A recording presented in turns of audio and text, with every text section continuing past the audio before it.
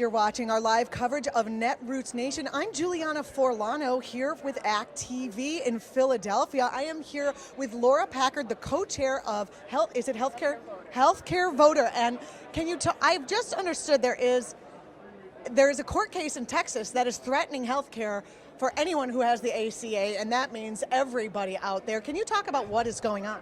Sure. Last year, a judge ruled that the entire Affordable Care Act was unconstitutional. And this week, the appeals process started with the legal wrangling. And so far, it does not look good. So there won't be a verdict for a few months, and then it's likely to go to the Supreme Court next year, maybe next spring. But right now, it is not looking good. On what grounds are they saying it's unconstitutional? This all has to do with the GOP tax scam that was passed a couple years ago. When they took away the individual mandate, then they're using that as a lever to say the whole law is now unconstitutional. Oh, that's terrible.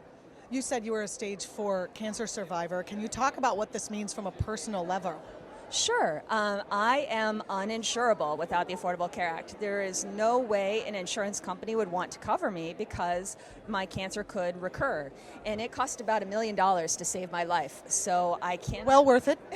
Thank you. I can't go without insurance. So I need to do whatever it takes to keep my health insurance. And I'm self-employed. There is no alternative for me. And if we go back to the days of junk insurance or no insurance, I could die. That is terrifying. Yes, but it isn't just me. 130 million Americans have pre-existing conditions. And the Affordable Care Act isn't even just about us, which is everyone, which is somebody you know, which could be yourself later.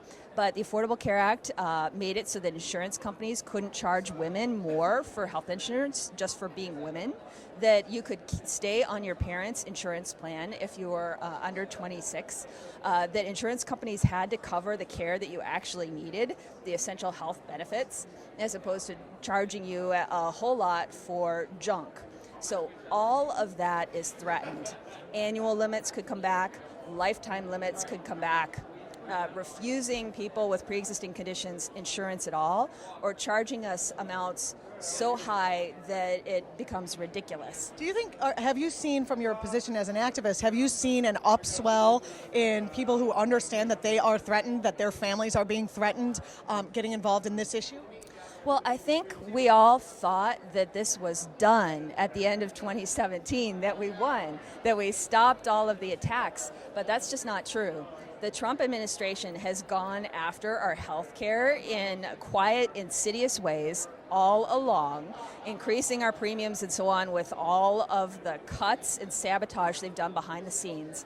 And now everything is threatened by this court case. And we know with the judges that Trump has put through on the Supreme Court that next year it's a whole new ballgame, and we do not know how they are going to rule. Well, thank you so much for being with us. How can people get involved and stop this? Well, pay attention to healthcare, because healthcare is back in the news for now, but it may not always be the hottest issue, but this is still going on every day. And if your legislators are voting against our care, then vote them out. Thank you so much, Laura, and thanks for the work, and good luck to you. I appreciate it. Thank you. You're watching act.tv's coverage of Netroots Nation 2019. We'll be back with more.